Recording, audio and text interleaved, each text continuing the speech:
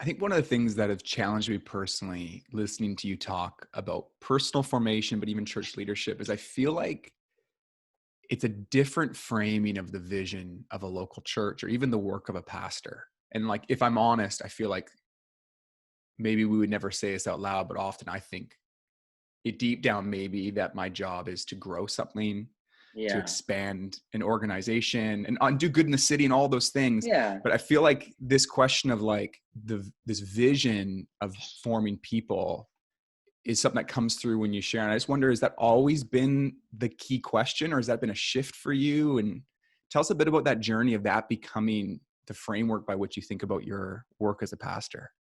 Yeah, I mean, first off, yes, that is the framework. So I think the true north for me is Galatians chapter 4, Paul's line, my dear children, for whom I am again in the pains of childbirth until Christ is formed in you.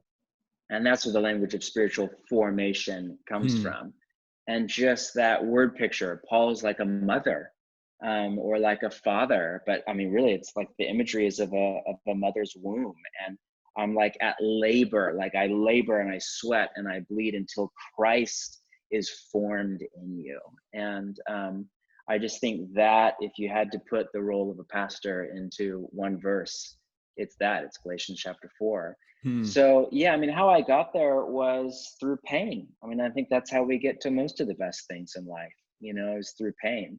That was the open window in my heart. When I started, I was a crazy type A, ambitious young leader who basically just wanted to be like a more orthodox Rob Bell.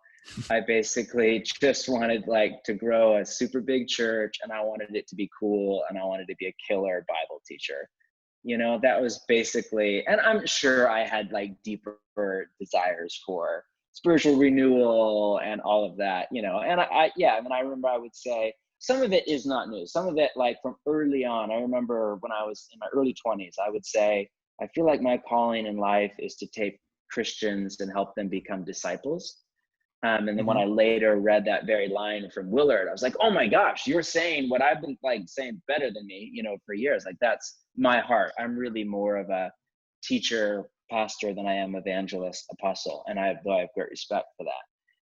So some of that, I think the seed bed was there in my heart, but no, it did not really show up in my body or my leadership Hmm. until much later, until I achieved quote success, and then the failure that often comes with success, and hit burnout and crisis of limitations, as it's called, and existential angst and early midlife crisis, and all of that like brought me, and really I hit this place of kind of a plateau in my spiritual formation.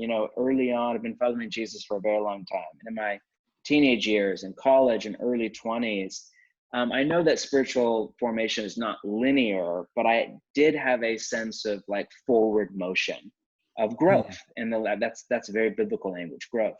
I felt like year over year, I was growing like deeper and stronger and wider and becoming more like Jesus. But then in about my mid 20s, I just felt like I hit this plateau. The moment that my apprenticeship to Jesus hit up against some of the like really deep stuff that's in my family of origin, in epigenetics, if you know anything about that science, it's literally in my genetic code, that ingrained habits of sin that we often just call personality, or temperament, this stuff that's so deep, it's literally neurobiologically wired into my body and my musculature. All of the sudden, the way that I was following Jesus was Hmm. almost ineffective. It was like a BB gun against a tank. It was just like willpower against this was just in a theology, and willpower against me was not working. And Hmm. so I think then, under the pressure of leadership and the stress of all of that, and just life and getting older and the hardships of life, even though I've had a relatively easy life, I began to feel like not only was I no longer progressing, but I was regressing now. And then I began to realize that our church was full of people like me that kind of grew up to a certain point and then hit this spot of kind of plateau or even decline, or kind of they hit a Hmm. wall. And it was not that I did not or they did not want to grow. I did. It's not like I wasn't trying to grow. I was, if anything, trying too hard. Is that I didn't really know how to move forward and grow in full cooperation with the Spirit of Jesus.